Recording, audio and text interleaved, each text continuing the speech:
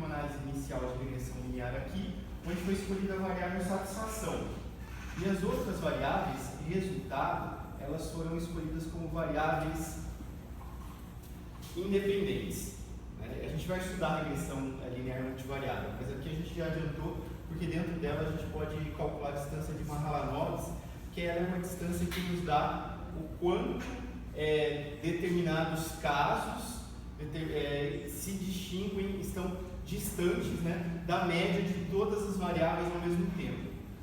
Então, em vez de fazermos uma análise multivariada item por item, verificar observações que têm valores extremos, a gente analisa todas as observações, né, dessas 4 variáveis, né, qualidade de serviços, valor, imagem e satisfação, ao mesmo tempo, em relação a uma nuvem espacial, onde é traçado um fator e a gente avalia essa distância, que é chamada distância de Mahalanobis. Aí quem quiser mais informações pode buscar. O Hare fala um pouquinho, né, mas é bem superficial, mas tem outros livros de estatística, né, como o do Jarashi, que é de econometria, que dá mais explicações sobre a distância de Mahalanobis. Então a gente tem aqui, né, a identificação da distância de Mahalanobis. A variável escolhida foi satisfação, porque isso vem da teoria. O que é variável dependente e independente, né? Então vocês já viram regressão linear simples, né? A gente tem a variável resposta e a causa. Então a gente tem aqui, da teoria que foi utilizada nesses dados, que a satisfação, ela possivelmente é resultado do quê? Da qualidade de serviços, do valor percebido e da imagem. E não a qualidade de serviços é função da satisfação. Então, essa combinação aqui é uma combinação que vem da teoria, que vem dos conceitos, da revisão da literatura. Então, pela revisão da literatura da Camila, ela observou que a satisfação ela costuma ser mais resultado do que causa dessas outras variáveis. Então, por isso que ela vem como dependente. Então, as outras todas a gente coloca como independente. Para quê? Para gerar essa chamada distância de Mahalanobis. A gente foi ativado aqui. Aí, com base nisso, a gente tem vários valores de distância de Mahalanobis. A ideia é de que quanto maior esse valor, mais distante um caso, um entrevistado, está daquilo que é teórico.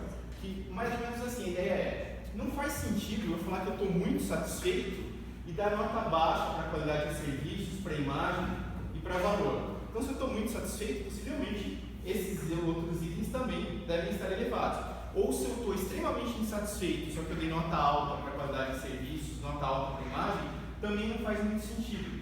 Então, é uma análise de consistência. E a gente consegue essa análise de consistência mediante uma regressão linear múltipla, usando que a distância de Mahalanobis, que ela dá a distância de cada caso em relação à média. A média do que? De todas as variáveis. Então, é uma análise multivariada de outliers. Eu não olho só para os valores individuais, mas eu olho para eles em relação a eles mesmos, né?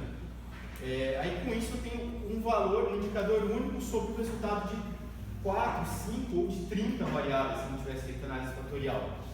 Aqueles maiores valores é o que mais se destoam. Mas qual que é o nosso valor limite para falar, puxa, esse caso, esse indivíduo, ele está muito fora do que é esperado? Aí a gente vai fazer uma análise de significância, que é o próximo passo. Eu organizo, eu observo aqui que o maior valor de distância Mahalanobis foi 12, seguido de 11 e assim por diante. Mas será que esses valores eles são muito grandes o suficiente para eu desprezar esses casos? Aí a gente faz uma análise de significância, usando uma distribuição de probabilidade que é de Q quadrado, que é observada aí. Para quê? Do quê? Dos valores que eu obtive aqui da distância de Mahalanobis. E aqui essa distribuição de Q quadrado ela exige um número de graus de liberdade, que é lá da estatística, que é o número total de variáveis que eu utilizei no meu modelo, que foram 4: satisfação, lealdade, satisfação, imagem, qualidade de serviços e valor. O número de graus o número de variáveis menos 1, que dá o total de grau que é o número de graus de liberdade, porque eu vou fazer uma operação estatística, então eu perco 1 grau de liberdade. Então eu fico com 4 menos 3 na sequência. Isso vem lá da estatística também. 4 menos 1, desculpe, que fica 3.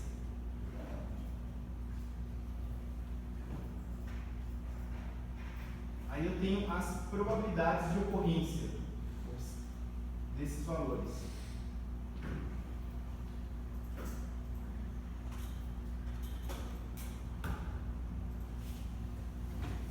Ele está acelerado, se eu clicar aqui eu vou me enrolar.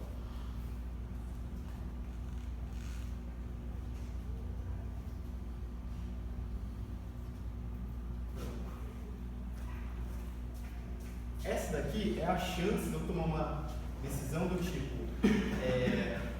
dizer que essa observação está fora, ela não se adequa às demais, eu tenho uma chance de tomar uma decisão errada de 1%. Então, numa perspectiva mais menos conservadora, valores que têm nível de significância iguais ou inferiores a 1% são valores muito pouco prováveis. É a pessoa falar que está extremamente insatisfeita e dá nota alta para a qualidade de serviço, dá nota alta para tudo. Então tem uma incoerência. Alguns outros autores, numa perspectiva mais conservadora, dizem que valores inferiores ou iguais a 5% devem ser desconsiderados. Se a gente fosse adotar essa abordagem, esses casos todos aqui, eles seriam excluídos, porque existe uma incoerência entre as respostas. Tá? Aí a gente excluiu só os que têm uma perspectiva menos conservadora, só esses dois, para a gente não ter muita perda de informação. Mas, dependendo da análise, se os clusters não estão apontando para resultados que são úteis na prática, a gente pode voltar e refazer aqui, excluindo esses casos todos, com valores iguais ou superiores a 5%. Então, que valores de distância de Mahalanobis aí que seriam críticos? A partir de 7,7, que é o que está dizendo aqui. Então, essa coluninha aqui foi para a gente poder interpretar melhor esses números aqui, o que é muito e o que é pouco. Então, com base nisso, a gente, numa perspectiva menos conservadora, excluiu esses dois casos. Aí, depois disso, nós tivemos aí a padronização dos dados, que basicamente a gente pediu para fazer uma estatística descritiva e padronizar esses vários valores de satisfação aqui, que são valores fatoriais, mas não estão padronizados. Então a gente criou, o que é padronizar? Pegar todos esses valores aqui e dividir subtrair da média e dividir pelo desvio padrão, que são os valores que a gente obtém aqui. Você fez isso porque as escalas são diferentes, é isso? Porque os valores são diferentes.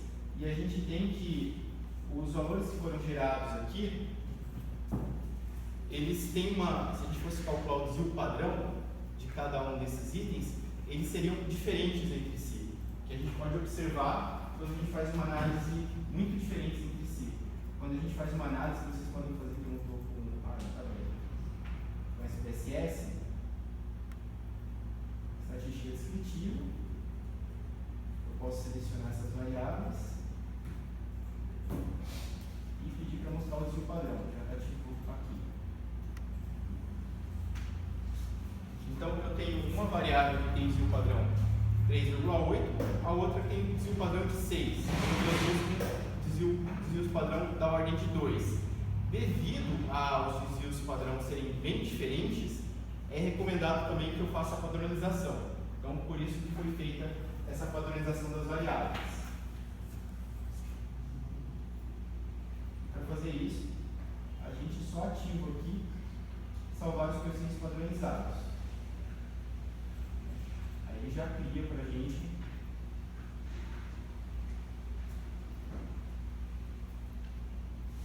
um novo conjunto de colunas, com os respectivos valores das anteriores padronizadas. Depois disso,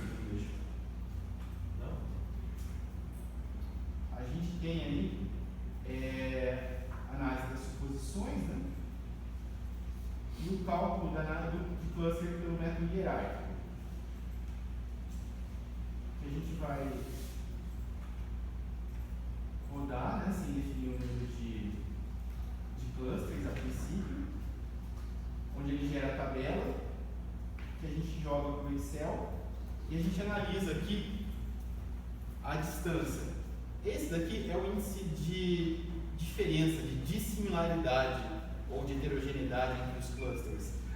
quanto maior for a distância de um para o outro, não em termos absolutos, mas em termos de porcentagem, maior é o indicativo de que os clusters são bem diferentes entre si, que é o que a gente precisa numa análise de cluster. Que eles sejam bem parecidos, os itens sejam bem parecidos dentro de um cluster, mas sejam bem diferentes entre os clusters. E aqui dá a porcentagem, que é o de baixo menos o de cima dividido pelo de cima, dá o incremento em termos de porcentagem. E aqui nós tivemos 3 soluções que chamaram a atenção. Solução com 2 clusters, que deu 125% de diferença de um cluster para o outro. Solução de 3 clusters, que deu quase 40% de diferença. E a solução com 4 clusters, que deu aproximadamente 23%. Aí o exemplo, né, nós utilizamos a solução de 3 clusters. Mas aí é que vem, a gente vai fazer a análise e verificar se a solução ela tem um significado prático. Caso contrário, a gente pode testar a solução com 4 clusters e com 2 clusters. Então, é uma análise bem prática que a gente faz, né, sobre os resultados para ver qual dessas soluções diz mais a respeito dos resultados. Não entendi não. Por que você está falando que são 9 clusters formados? O que te diz na linha 128, 125 da tabela? São 9 clusters. Onde é que está falando isso? Em último caso, a gente tem todos os dados agrupados em um único cluster. Aí a gente vai definindo. A última linha é um cluster só. Então, assim, um cluster só é todo mundo. Aí vai reproduzindo de 2 em 2. É o algoritmo de agrupamento que segue essa ordem. Tá? É de 1 para o total de observações, que são 136. E esses números dessas colunas? Eles são os cálculos dos algoritmos, né? Aí usando o algoritmo ART. Ele tenta juntar as observações e mede a distância euclidiana ao quadrado de cada observação para o centroide.